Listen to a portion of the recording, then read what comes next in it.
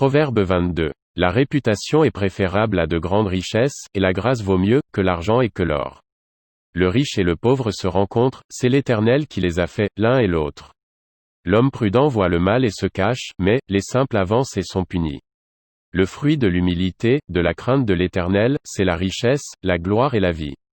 Des épines, des pièges sont sur la voie de l'homme pervers, celui qui garde son âme s'en éloigne. Instruis l'enfant selon la voie qu'il doit suivre, et quand il sera vieux, il ne s'en détournera pas. Le riche domine sur les pauvres, et celui qui emprunte est l'esclave de celui qui prête. Celui qui sème l'iniquité moissonne l'iniquité, et la verge de sa fureur disparaît. L'homme dont le regard est bienveillant sera béni, parce qu'il donne de son pain aux pauvres.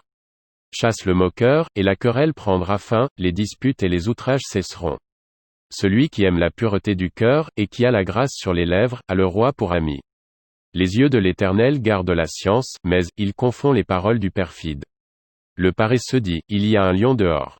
Je serai tué dans les rues. La bouche des étrangères est une fosse profonde, celui contre qui l'Éternel est irrité y tombera. La folie est attachée au cœur de l'enfant, la verge de la correction l'éloignera de lui.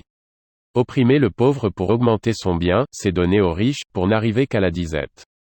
Prête l'oreille, et écoute les paroles des sages, applique ton cœur à ma science. Car, il est bon que tu les gardes au-dedans de toi, et qu'elles soient toutes présentes sur tes lèvres. Afin que ta confiance repose sur l'Éternel, je veux t'instruire aujourd'hui, oui, toi. N'ai-je pas déjà pour toi, mis par écrit des conseils et des réflexions? Pour t'enseigner des choses sûres, des paroles vraies, afin que tu répondes par des paroles vraies, à celui qui t'envoie?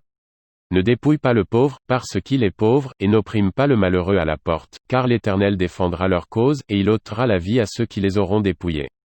Ne fréquente pas l'homme colère, ne va pas avec l'homme violent, de peur que tu ne t'habitues à ses sentiers, et qu'il ne devienne un piège pour ton âme.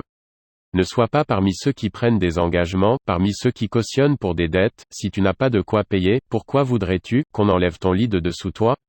Ne déplace pas la borne ancienne, que tes pères ont posée. Si tu vois un homme habile dans son ouvrage, il se tient auprès des rois, il ne se tient pas auprès des gens obscurs.